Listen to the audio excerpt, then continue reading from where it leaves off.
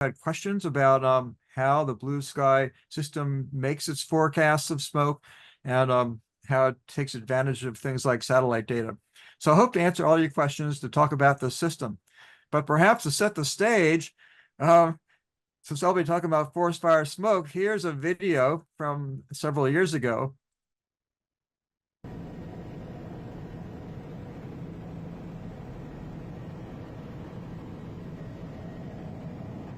So we'll let it play, but as scientists and engineers, what do you notice about this fire and about the smoke?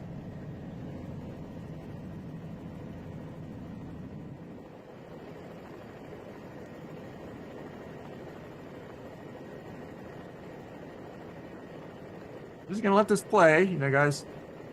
Everyone looks at it, and there's all sorts of spot fires in different places generating smoke. There's different scales of motion. There's different color smoke. Also, it appears that the smoke is blowing away from the helicopter, even though the fires are burning towards the unburned trees toward the helicopter. Now the helicopter is moving into a region where you see a lot of stems from burned trees.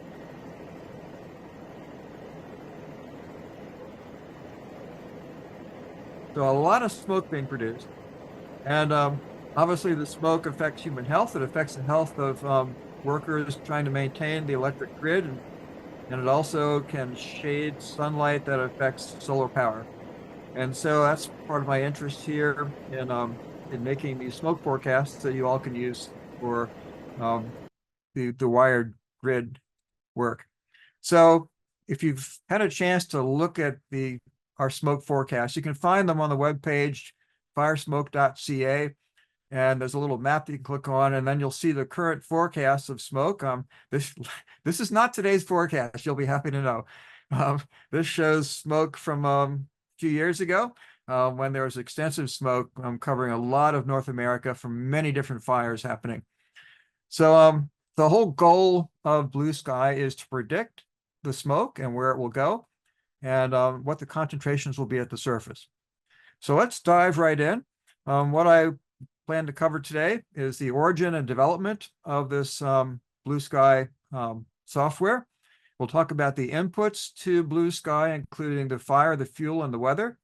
We'll talk about how we need to reconcile often data about the fires that disagree with each other.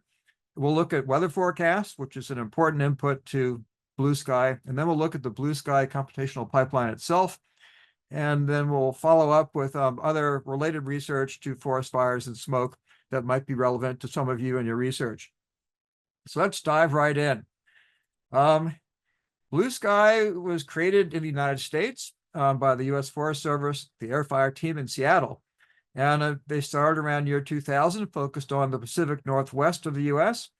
And it's been expanding. It covers all the U.S. now. And in fact, 5 years ago, they updated the software to a computational pipeline version, which I'll be describing. So in Canada, a couple of the provinces, namely in British Columbia and Alberta, the environment ministries saw this useful product in the States and asked UBC to utilize our real-time weather forecast and to run a Canadianized version of Blue Sky. And we've been running it daily during the fire seasons since year 2010. So several years ago, we updated the Canadian version to the new pipeline software version that they had created in the States. And now our domain, as you can see if you clicked on the site, covers almost all of Canada, Alaska, most of the continental United States. So that's the history. Now let's get a picture of the big view picture. Blue Sky is literally a system connecting many different models. Parts of the system look up fuels from fuel maps and databases. Other parts calculate how much fuel is consumed, then how much smoke is emitted. How high does that smoke rise? Where does the smoke blow downwind? What concentrations happen at the Earth's surface? And how can we display this for the general public?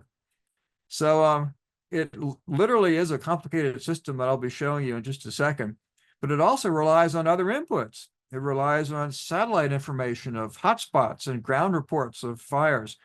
It relies on the American weather predictions.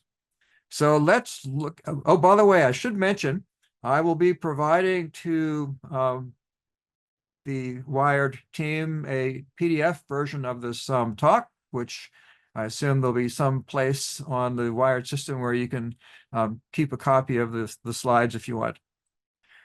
Okay, so here's the scary part. This is the Blue Sky system, and it has many different parts. And I will be going through each part one at a time. But the main areas to look at here is outlined in red. If you can see my cursor, is the Blue Sky system that consists of many parts. There's also meteorology that's fed into the Blue Sky system, and fire information that's fed into the Blue Sky system. So everything that's outside of the purple box are stuff that we run at UBC operationally. Inside the purple box are other important systems that give us the data we need in order to know where the fires are. So let's start off. We'll start off looking at what's in purple here, and this is input from a variety of different sources that are collected by the Government of Canada, Natural Resources Canada, to figure out where the fires are. So obviously the first question on this, where are the fires? Well, so we take advantage of hotspots as observed by NASA satellites. So what is a hotspot? It's a satellite image pixel with high infrared intensity, indicating a heat source. And these can be from wildfires.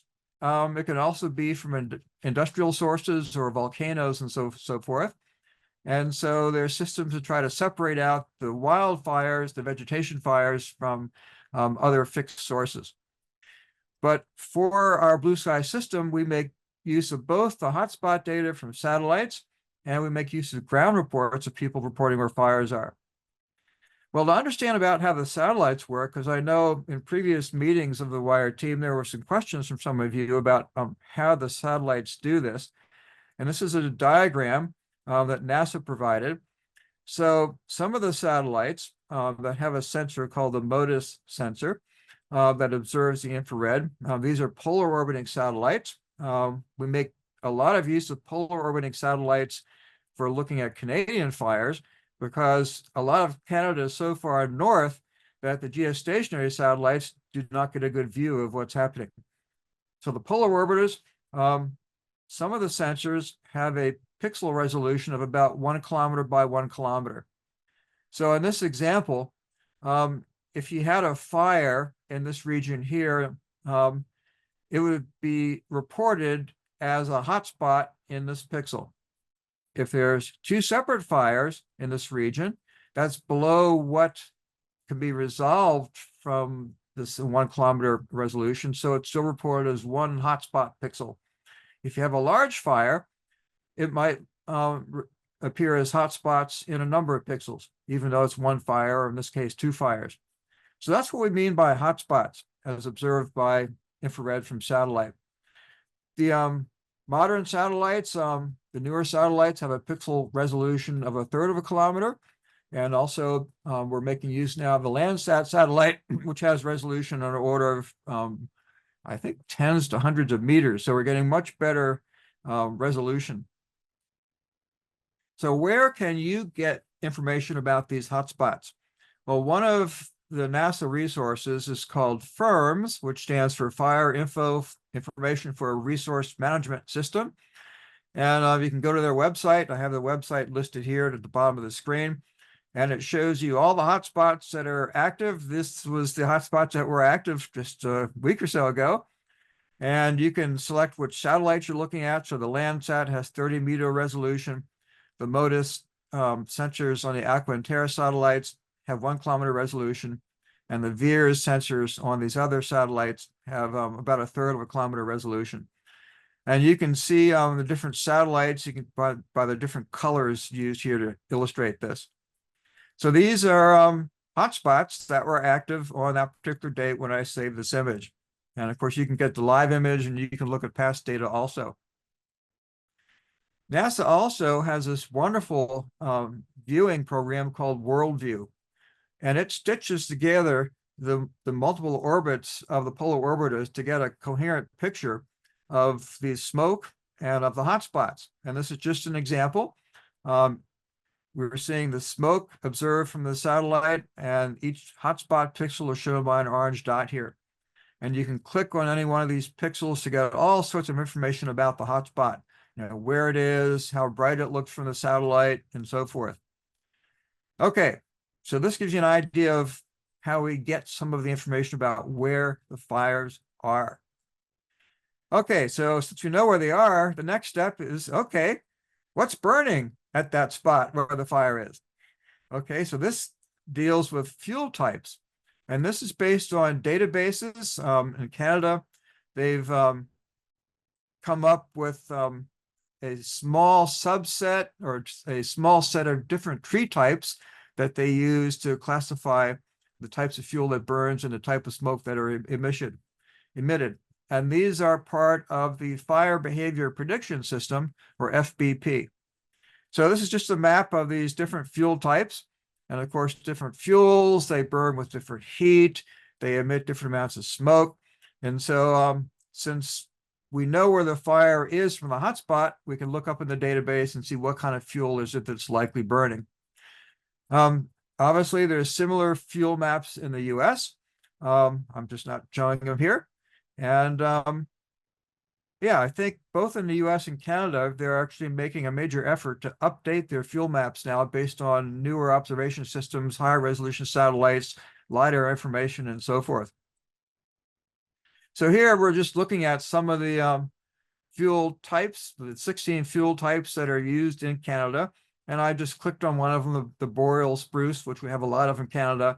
And it talks about the nature of the tree and the bark and the needles and so forth.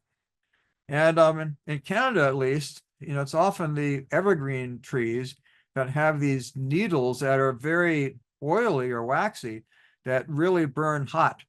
And so we're often concerned about these evergreen trees as having fires that are hard to fight and they spread fast if it's windy. Okay, so we know where the fires are. We know what kind of fuel is burning. So the next question, is the weather conducive to fires? Okay, so we make use of data from Environment Canada and from the US National Weather Service, making use of their station observations and their climatology. So this is a map showing weather stations in the US and in Canada. There's obviously many more stations in the US. Here we're just showing the National Weather Service weather stations in the US. But in Canada, we're showing both the Environment Canada stations and also stations deployed by the various provinces. So we have all those station data and climatologies from them. We know, how rainy has it been over the past month? How rainy was it yesterday? We need to know all these antecedent conditions to help us understand whether a fire will start and whether it'll burn and how intensely it will burn. So that weather and climatology information is then fed into the next part of the system, the Fire Behavior Prediction System. And Natural Resources Canada, or NRCan, they developed a system and they've been running it for many decades. And this takes into account not only the weather, but also the fuels, namely what's burning, and also the terrain and how these all influence the fire. So let's look at this in more detail. So this is part of the Canadian Forest Fire Danger Rating System. The US has its own national fire danger rating system. It's interesting that this Canadian system, it's the most widely used system in the world, and it's also used in parts of the US. It's used in Alaska, and it's also used in a bunch of states around the Great Lakes because they have the types of trees and things like we have in Canada. So this Canadian Forest Fire Danger Rating System, again, uses weather, topography, and fuels. Again, fires often tend to burn upslope. They create their own pressure gradient to allow the fire to hug the slope. There could be embers that roll down the slope. So slope is important. The nature of the fuels and the forest is very important. Often fires start near the surface, but then if the fire grows, if conditions are right, they can climb up these sort of mid-height fuels known as ladder fuels, because it's a ladder in the sense that the flame can climb up the ladder to get to the top or the crown of the tree, where we have these big crown burns, very intense flaming burns here. And then also the system depends on the weather. You know, is it raining? Is it sunny? How dry is it?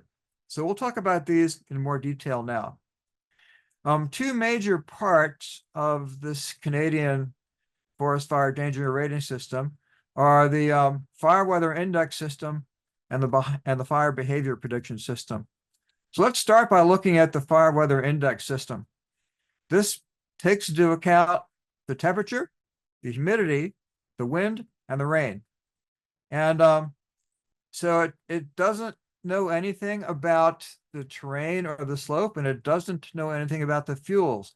This is just looking at the weather and giving us an idea of saying, if there is a fire in a place where there are fuels, you know, how will the weather influence the fire? Well, things to consider are how the fuels are affected by the weather. And so this picture in the bottom left is a slice through a forest floor. And so we have, you know, the litter, the needles that fell down from trees, any grass or lichen that's growing on the surface. Okay, down deep, this is not inorganic sand. Often it's organic, decaying organic material from many, many years of needles and leaves and branches that fell down from the trees and started to decay. And in fact, in some parts of the world, this deep layer is formed peat, which, as you know, some countries had used as fuel in the past. And then in between, there's this other layer here, this duff layer. So I talk about these three different layers in the forest floor because those are used to define moisture codes in the fire weather index system. So there's a fine fuel moisture code, which relates to the surface fuels, the small fuels that can react quickly to the weather. So this surface, it reacts in an order of minutes to hours to changes in the weather, has a fast response to the weather. In the other extreme is the deep duff layer, and this leads to an index called the drought code. This deep layer has a response time of like weeks to months, and so it responds very slowly to heating. It responds very slowly to precipitation. And since fires can burn in this deep layer, it's important to know what the conditions are in this deep duff. And then in between is a duff layer, this sort of middle layer here, which is still sort of near the top of the forest floor. And it responds in the order of hours to weeks, as opposed to weeks to months for the drought code. So these indices are fed in along with the wind speed to create another index called the initial spread index, or ISI, which tells how quickly the fire can spread.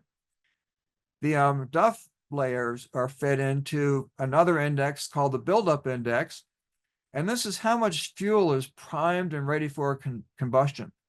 Wildland firefighters often use this to gauge how hard it's going to be to fight the fire, because how much fuel is burning, how much heat will be released. And so both of these indices feed into the fire weather index, or FWI. And I'll show you typical values of these indices in just a second. Well, the other part of the fire danger, oh, sorry, before I get there. So this is examples of the fire weather index system. So the fine fuel moisture code, duff moisture code, drought code, initial spread index, buildup index, and fire weather index. So there are equations that describe each of these. Depending on the weather, we get different values for each of these, and these can be interpreted. For example, low values of the fire weather index means you might have a creeping surface fire, perhaps easy to fight, moving slowly. Okay, let me back up. Whereas you get to higher levels of the indices, now we're getting to moderate spread, torching, crowning, where the crown is burning, and higher values means it's major fire development is possible. So you notice this is from the Minnesota pocket card. So again, this is some of the Great Lakes states that do use this system in helping them figure out what resources to put on a fire. So let's move now to the fire behavior prediction system, which takes into account not only the weather from the fire weather index system, but it also takes into account topography and fuels.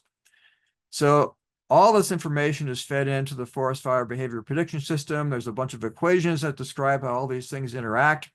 And there's a bunch of different outputs telling us how the fire will likely behave. What's its rate of spread? How much fuel will be consumed? What's the head fire intensity, which is the leading edge of the fire line? And what's the fire description? The fire type and crown fraction burned. And so it's this kind of fire behavior prediction system, which are used in the roadside signs to tell you what today's fire danger is. Many of you in the United States, you'll see a sign with Smokey the Bear saying next to it, saying only you can prevent forest fires. Well, sadly, so many forest fires have been prevented that now forest fuels have built up so much that we get these extreme fires, which actually do less to climate change and do more to the fact that we've been fighting fires so effectively for so long, we've allowed fuels to build up in the forest. Okay, so Natural Resources Canada has been producing these maps of these different indices for many, many years. You can log onto their website and look at the fine fuel moisture code, fire weather index, spread index, buildup index, head fire intensity, and so forth. And the way they do this, they take the weather from the weather stations. I showed you that map before. And for each station, the weather observation at noon, they use that one value once a day, the noon value of weather, to figure out these various fire indices at that station. And then they interpolate from all the stations they have to get this map that they've drawn for Canada. So it's weather just from the weather stations at one time a day, noon local time. Well, my research team, particularly PhD student Chris Rodell, thought there's a better way to do this using numerical weather prediction. And so what he's done is he's taken our gridded output from numerical weather prediction models.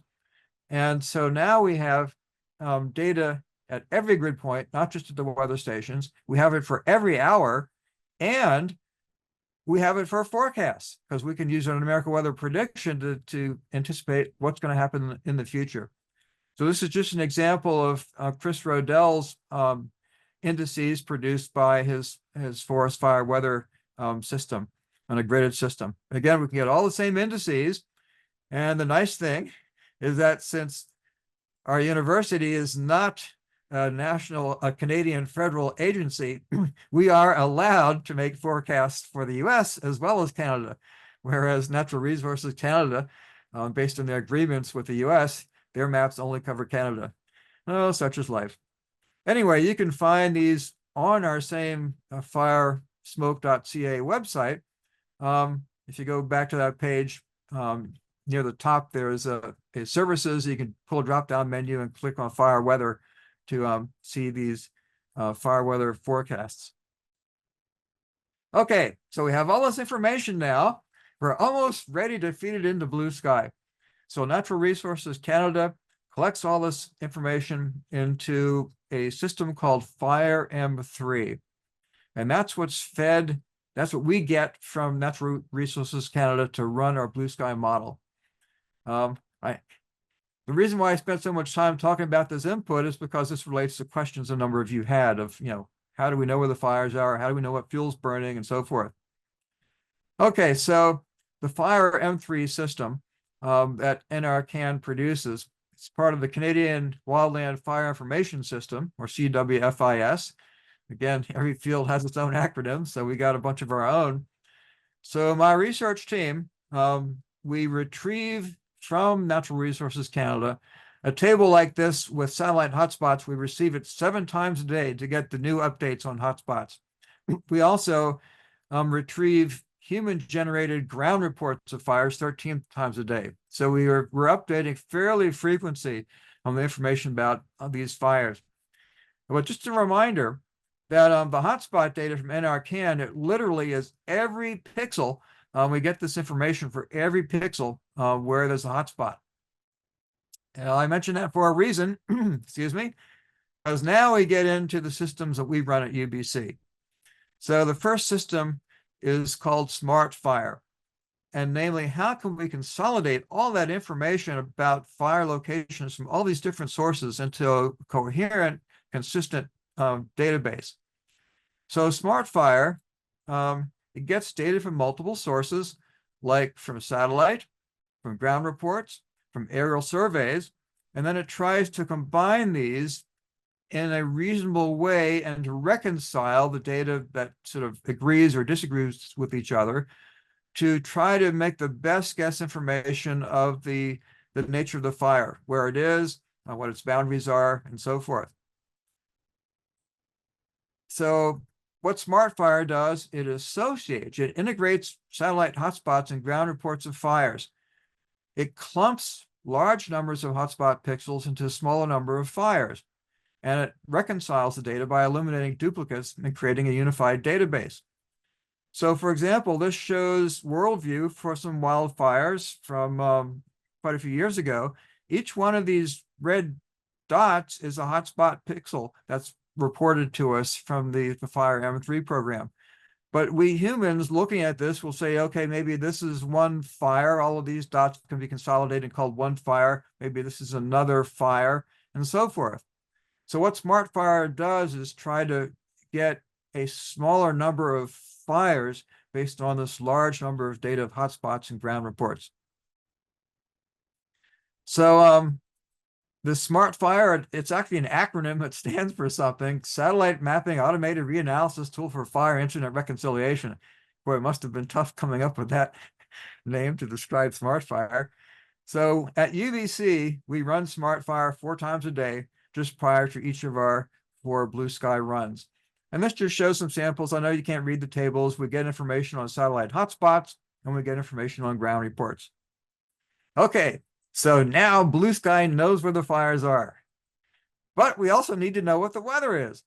But luckily, my research team, we've been making numerical weather prediction forecasts operationally since 1996. We have a lot of experience making numerical weather forecasts. And so, of course, we need to know the weather because that tells us where the fire is going to move, how intensely it burns, how much smoke is emitted, and so forth. So numerical weather prediction, again, in engineering, for those of you who've studied computational fluid mechanics, these are codes that solve the dynamical equations for fluids, like air is a fluid, the atmosphere is a fluid, and it solves for pressure and temperature and winds and pollutant concentrations like smoke. So in the atmosphere, we call these computational fluid dynamics codes, we call them numerical weather prediction models, or NWP models. So my team, we actually run a 51-member ensemble of different weather forecast models every day. However, we use just one model as input to Blue Sky. And that model is the Weather Research and Forecast model called WRF-ARW, which is the most widely used numerical weather prediction model in the world. Okay, and this just shows an example of a bit of output. I don't know whether your screen resolutions can see it, but there's little vectors showing wind directions, and the colors indicate wind speed. And we're not even showing every grid point that we forecast for. There's just too many grid points to forecast. So we're outputting information like this: winds and temperatures and humidity and pollution if we have it every hour.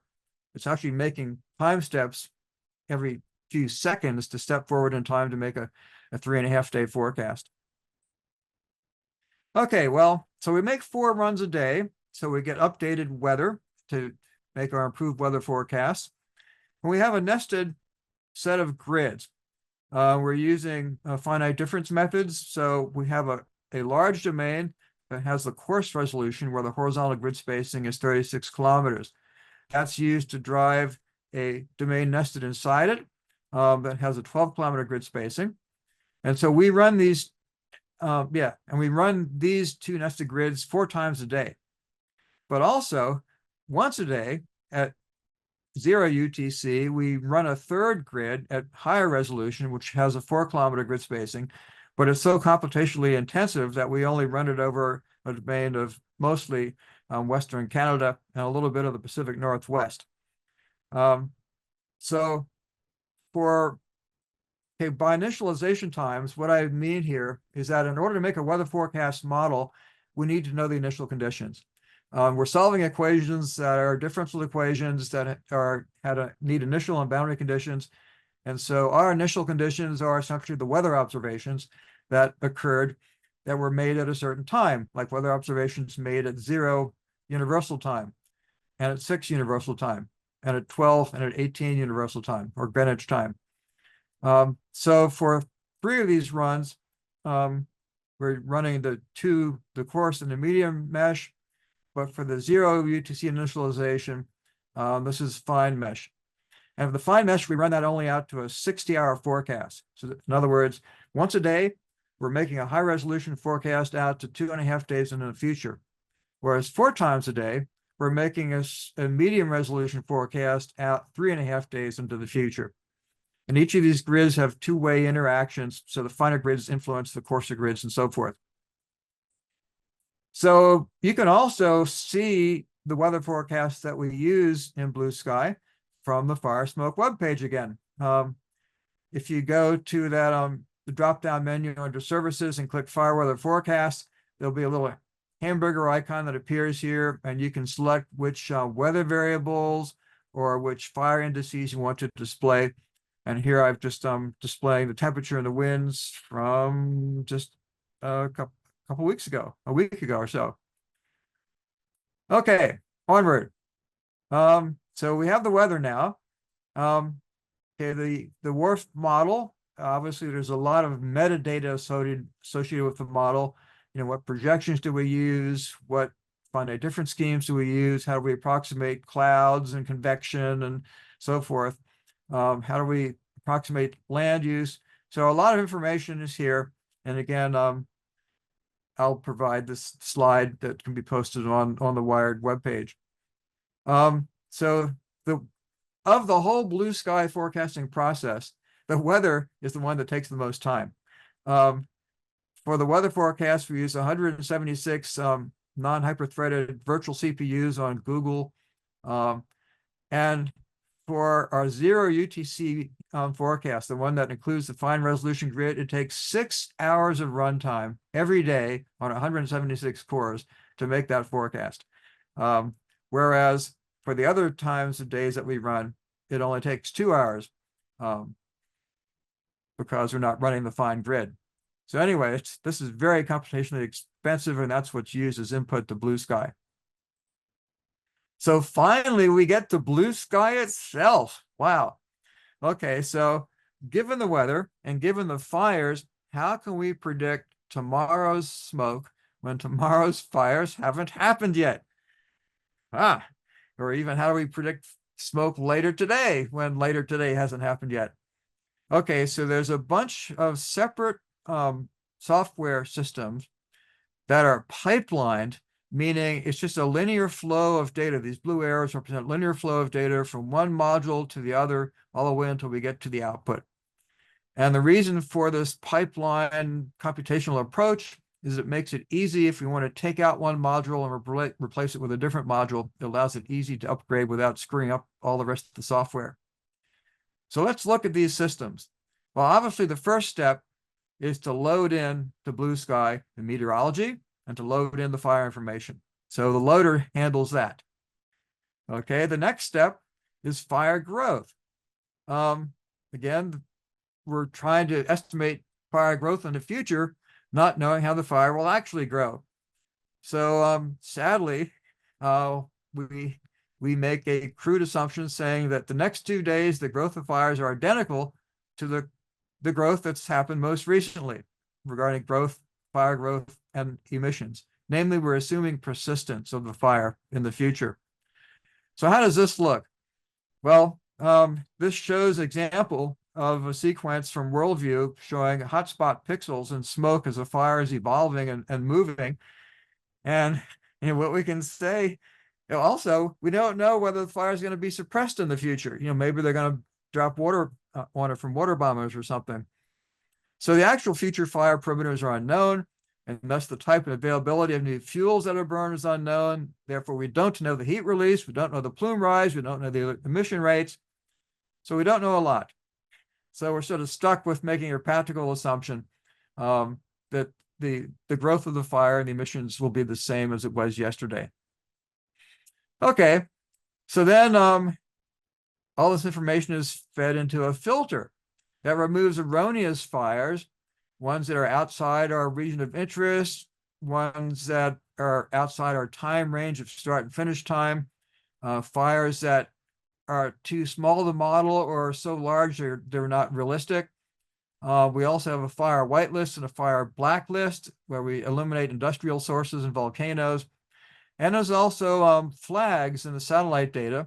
If a hot spot is partly obscured by clouds or by smoke, then we get a low confidence flag. And some of those very low confidence ones are filtered out by this filter. So then that information is fed into the next module, which is the time profile. So again, here we're assuming a very simple, very idealized way that the fire evolves every day. And this is based on typical ways that the weather changes in the high pressure, fair weather conditions that are conducive to fires.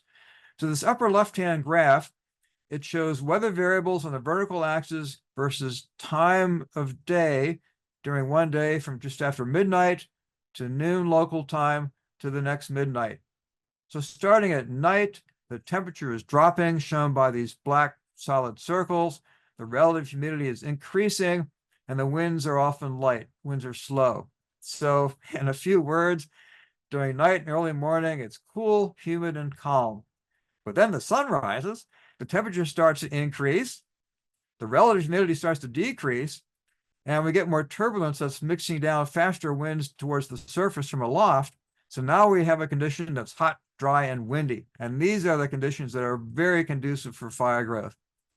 So this blue sky system uses a method called the Fire Emission Production Simulator, or FEPS, which is a very simple system.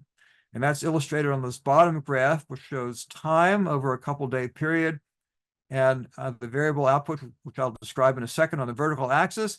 So the fire during the night and early morning, it may exist, but we're assuming it's not growing much at all. But then once it becomes hot, dry, and windy, we assume the fire grows in a linear manner until it has the same total growth as happened yesterday. Then during the next nighttime, evening, and early morning hours, the fire still exists. It's just not growing much. And then the next day, it's growing in a linear manner again. So this red line represents fire growth.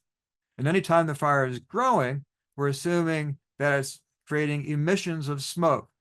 And again, very simplified assumption of uniform top hat emission of smoke while the fire is growing. Well, you might say that's a very crude assumption. Well, you're right. It's a very crude assumption, but it's an engineering operational approach needed in order to make the forecast. Okay, so we've done the time profile. So now we get to plume rise. So the blue sky system uses what's known as Briggs plume rise, which assumes that the smoke rising from wildfires behaves similar to smoke rising from industrial smokestacks. Okay, well, sadly, it doesn't work that way. Here we see smoke rising from a fire, and you might say, why do we even care about how high the smoke rises? Well, as many of you know, near the ground in the atmospheric boundary layer, there's changes of wind speed and direction with height associated with changes in temperature with height. Namely, the wind shear causes smoke at different altitudes to blow in different directions. So if we predict the smoke to go to the wrong height, we'll predict it to blow in the wrong direction, and then our map will warn the wrong people. So we really need to know how high the smoke plume goes. So the current system assumes this Briggs plume rise, where smoke works like smokestacks. It's based on the buoyancy coming out of the smokestack, the momentum of smoke coming out of the smokestack, and that's used to predict plume rise. I just thrown an equation here. It shows how the plume rise increases with distance x downward from the smokestack. Well, that equation actually works pretty well for smokestacks, but it doesn't work at all for wildfires, sadly to say. Here's a nice video showing this is a field program we participated in. This is an experimental burn in north central Alberta. And notice the large vortices that are forming at the edges of the fire. This is not behaving like a smokestack at all. It's causing quite an extensive interaction between the fire and the surrounding environment.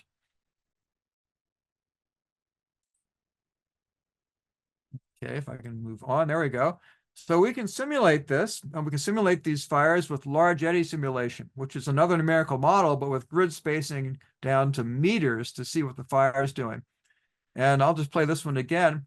So what you'll see is we're simulating a fire at the surface, smoke is rising, and then we eject numerical tracers into it, and we can see these vortices forming on the edge of the fire.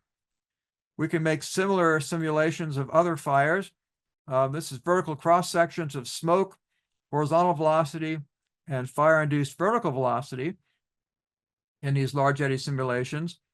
And we see things such as reverse flow in the horizontal winds. We see downdrafts and updrafts in the fire. So the fire has smoke rising, but air mass has to be conserved, so there has to be downdraft somewhere else. And all these things are actually interacting in 3 dimensions. So based on this, if I can get this to move on, there we go. We also consider how the atmosphere itself, it has thermals and turbulent eddies that are already existing before they blow over the fire, and they actually cause smoke in the fire to sort of collect itself into separate columns of higher concentration smoke, which is interesting. Okay, so we've been doing research looking at how Briggs plume rise theory works, comparing the true plume rise versus predicted. Well, Briggs, thumbs down. Okay. One of my former PhD students, Nadia Moasiva, developed a new method. Here's predicted versus true, much better. And so we are in the process now of implementing her plume rise to take the place of Briggs plume rise. That's the advantage of this pipeline system. We can just take out one module and put in another module.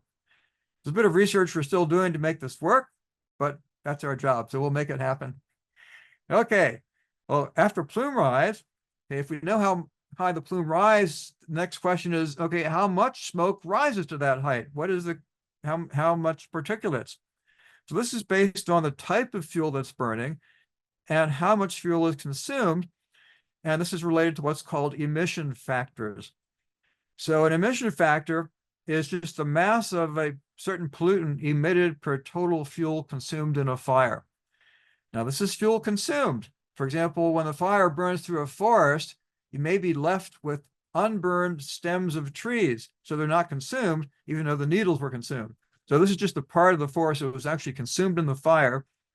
And so we get information from Fire M3 about the total fuel consumed. And Natural Resources Canada, as well as other universities, have made a number of laboratory experiments to measure how much pollutant is emitted for each kilogram of fuel burned. For example, for black spruce, which we have a lot of in northern Canada, we get roughly 8.3 grams of very fine particulate matter in smoke per kilogram of fuel burned. So this is an example of emission factors that then we can use to figure out the emissions of smoke. Okay, so that feeds into a dispersion model. Okay, where does the smoke go?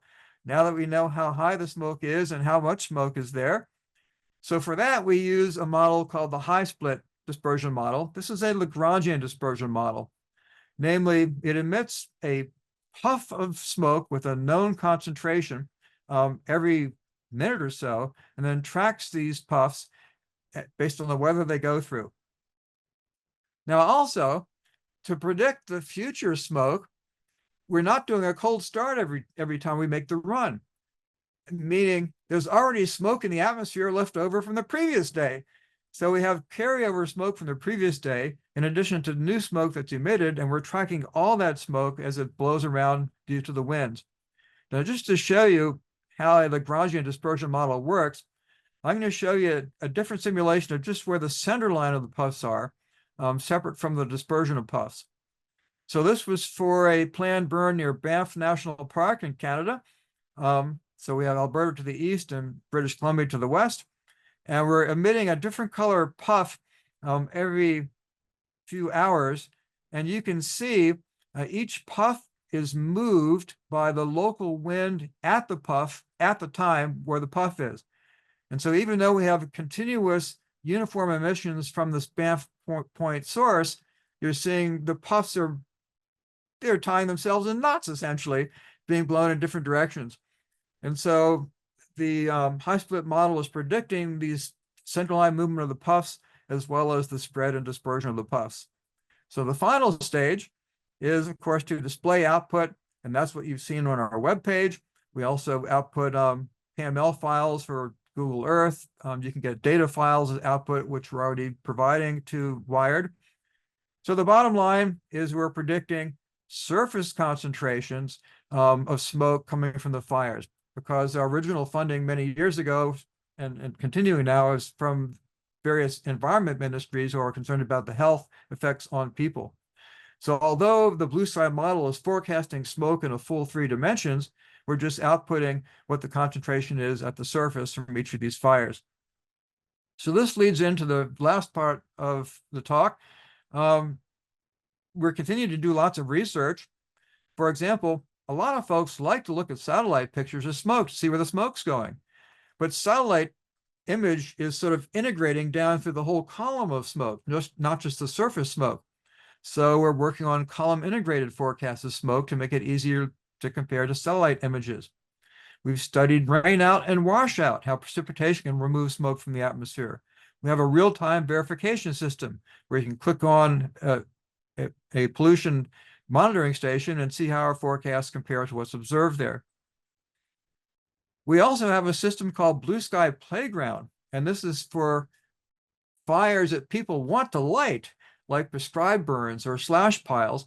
Our old system is broken. We're creating a new system now, and this is uses the same sort of software, but allows people to say, what if I have a fire at some location burning a certain kind of fuel? Where will the smoke go? Will I be able to get permits from the appropriate agencies to light this fire? So that's what we're working on for the Blue Sky Playground. We're also taking part in field experiments. That video that I showed was from this field experiment in north central Alberta. We're also designing and building our own weather instruments. Most people are loath to put their instruments in fires because they burn up. So we've been designing some instruments intentionally to burn up. We've been designing these systems using Arduino microcontrollers that we bury in the ground to hopefully survive the fire, and having these wind sensors mounted to trees where the whole wind sensor and the tree burns up. And so we've been sort of mass producing these to deploy at field experiments. So that's been a lot of fun. We also have off-the-shelf instruments that we've bought that measure all sorts of different pollutants. We've deployed this at fires right now, just sitting on the rooftop of our weather building here at UBC. We inherited a LiDAR, a laser radar that looks up to look at smoke. This is a bit too heavy to take out in the field, but we can see any smoke that goes over UBC. And we've also been developing other instruments using a stack of Arduinos. This is the size comparison to the $1 coin in Canada called the loonie. And we connect this to this air pollution sensor from Plant Tower that we can launch in weather balloons to actually get measurements of the smoke downwind of a fire. We have another project called ClimateX, where we're making 3 years of archived WRF weather forecast that'll be publicly available that you all can use if you want to use past data. And it not only includes 3 years of present climate, it includes future climates under different scenarios of global warming. If you want to see how the wired, how the grid network will be affected in the future. Now, what about learning how to use all these systems? Well, we have YouTube tutorials. that you can click on and learn how to use Blue Sky and learn how to interpret the forecasts. And also recently, since Canada is bilingual, French, we also have a French version now of our Blue Sky webpage. Maybe if funded appropriately from the US, we can also create a Spanish version. Who knows? So again, thanks to all the sponsors. This has been work that's been going on for decades, and particularly to the Wire Global Center. This brings together all of you here, which is wonderful, to do work to combine weather and engineering and sociology to figure out how weather affects power generation and people. So a large team, many people I didn't mention who contributed to this. I thank them. This wouldn't have been possible without them. So thanks to all my team members. At this point, I'll stop and answer any questions. All right, thank you very much. I hope everybody is as fascinated as I am. Roland, you are not only a fantastic researcher, but a great speaker and a storyteller. So congratulations on that. Yeah, we have 7 minutes left, so we can certainly entertain a few questions. Let's jump into it. So let's start with Mustafa. So. Thank you, Hamid. I appreciate it. Thank you so much, Roland. Fantastic presentation. Let me just start by saying that the bar that you set here for the amount of useful academic achievements and work is really stressful to me to begin with, right? Like I'm questioning where if this is even can be matched, but thank you so much. I really appreciate that. One thing I wanted to ask is perhaps if you can advise, and this is me coming from the angle of a kind of like a academic person at the early stages of the career. And for those of people that are here that might not know me, I'm Mustafa Farrokhawadi. I'm an assistant professor at the University of Calgary and a co-PI of the Wire Global Center. I wanted to ask you, and one thing that I was continuously thinking throughout the presentation is how did you manage to rectify all the issues that can go wrong with the backend software infrastructure of this massive of what I would call system, right? All the things that can go wrong, from simple things like time synchronization, metadata management, to just an outage in every one of these components that you have. So how did you manage to first work on the software, given that many of the grant mandates, they don't actually, maybe they don't accept budgets for just plain software development that has no like novel work, right? And what was your professional development plan for your researchers to get them kind of familiar with the software requirements, to kind of also carry over from one researcher to another researcher that graduates? Just maybe if you can provide a little bit of insight on how we can actually maintain and develop that kind of software infrastructure throughout the years, because I acknowledge this is the result of many years of work. But early on, what would be your advice? Thank you so much. Wow, that's a lot of question there. So let me do my best to answer that. You're right regarding many funding agencies require that we do research. Okay, so that's on the one hand. On the other hand, I had this request from these provincial environment agencies asking us to make operational runs of weather forecasts and of blue sky. And they're not the only ones who've asked us to make operational runs. We're making weather forecasts for wind farms, for example. We're making precipitation forecasts for hydroelectric reservoirs. And these are operational in the sense we need to run them every day. They need to finish on time. They need to provide the product because the industry end user needs it for safety and for their operations. So we have these two separate competing forces, the research and the daily operations. Now, there is a synergy with the daily operations. We're given a lot of money to buy these big computers to run all these components every day. But now we have the computer software and the people hired, the IT staff to run them, that can help with the research. Also, from the operations, as you mentioned, Mustafa, there's issues that come up, like why isn't not something working, like the plume rise? And that feeds back to ideas for research. Well, then we use our research grants to study plume rise and use that to go back and feed into the operations. So there is a synergy there. It takes a while to build that up. But regarding the operations, that is very demanding. We need essentially to provide almost 24/7 support to keep these things running. And so different than my students, they receive money to keep an eye on these products, and if something fails, to fix them. So it's perhaps a bit different than normal research, where you can sort of go off and do anything at your own time. But then again, it provides my students with resources that they wouldn't have had otherwise in terms of IT support, computer money, and so forth. So there's a trade-off, and it just takes a long while to get everything working. The other part of your question, boy, there are so many parts to Blue Sky that can fail, and it's amazing. They do. But by running this every day, we see what are the failure modes, what can we do to mitigate the failure mode to prevent it from happening. If we don't get a smoke observation from NRCan, we can back up and use the previous one from 6 hours earlier, and so forth. So we have lots of backup routines built into the software.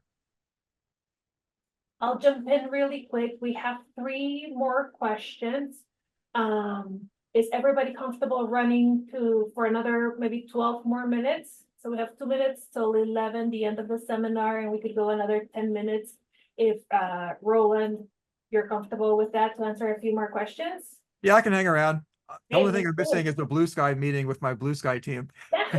Awesome. Up to you. We have 3 questions, and we also have Mohsen in the chat. So we have Mariam, Ali Reza, and Mohsen in the chat. And thank you, Roland, for your response. Thank you. All right, thank you. So we're gonna go until 10:10.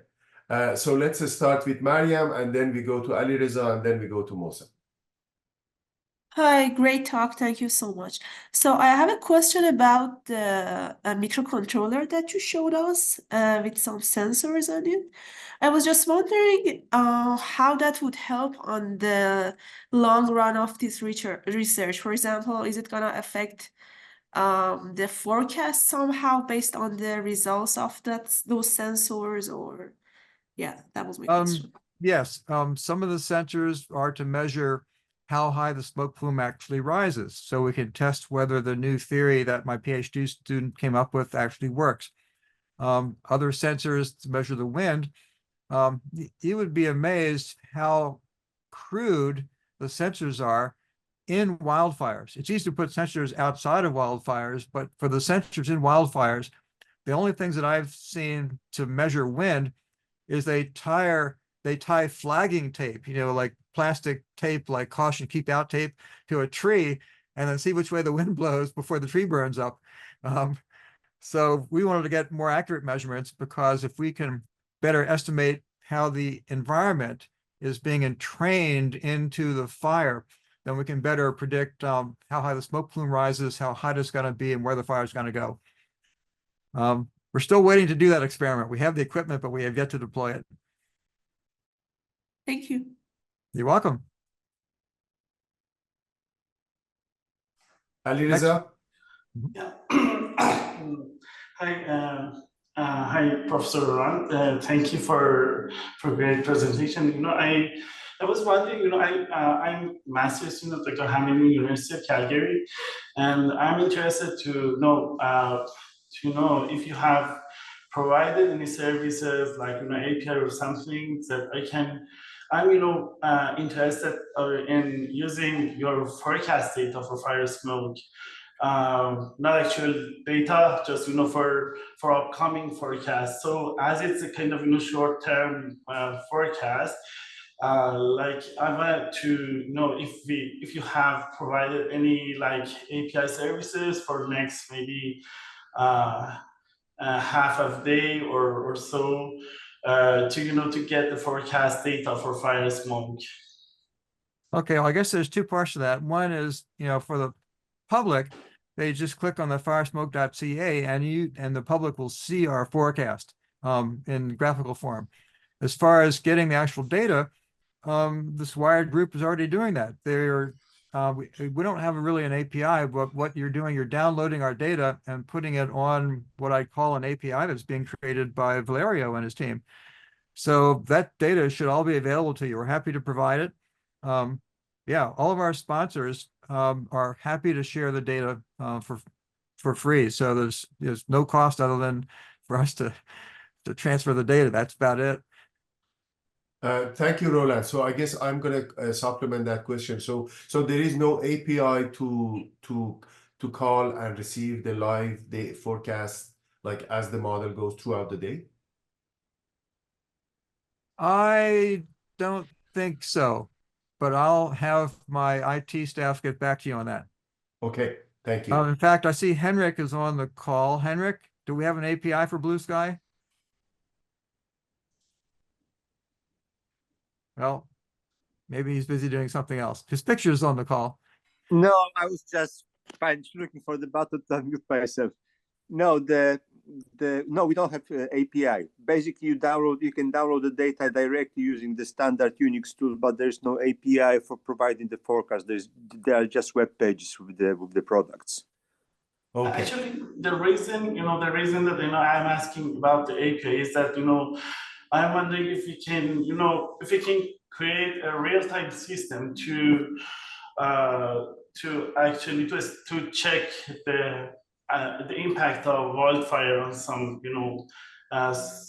solar energy production. So it is not one-time run. We need to run it every day for with new forecast data. That's the reason that maybe providing an API service would be great for for creating such a systems.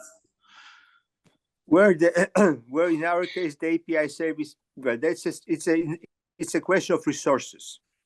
This kind of services typically consumes a lot of resources. We get thousands of hits on the Blue Sky every day. So even a fraction of those started to task our computers with producing specialized output for them. We just don't have money to ensure something like this.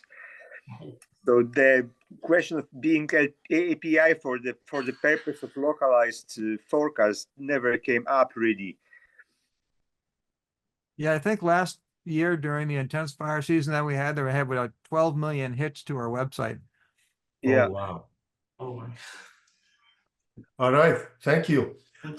Yeah, so I guess Roland, this is something that you and I can take offline and discuss. As this the forecasts are used for other forecasts or other decision-making tools. I think we can talk how we can find funding or a mechanism that making the data directly digestible by other systems. So yeah, we can take that offline and discuss that. Thank you. All right, so we had a question from Mohsen. Yeah, thank you so much for the great presentation. My question is that in an operational environment, which I suppose has not happened yet, in addition to the data you collect from NRCan or whatever resources, do you think other resources would also help, like some collection drones or even like sampling points and stuff? For sure. And also some of the other investigators in the Wired project are deploying drones and are deploying LiDAR. So there are people as part of the Wired project who are already doing some of that. So yeah, it's a good idea. All right. Yeah, thank you. Thank you very much. So I don't see any other hands raised for questions. Any other questions? Okay. Let's please join me thanking Roland with a round of applause. Thank you so much. We know how busy you are and appreciate the time that you put for this. This was truly fascinating, and I'm sure it's going to inspire a lot of future questions and collaboration. So thank you, everyone. And with that, let's wrap it up. Thank you.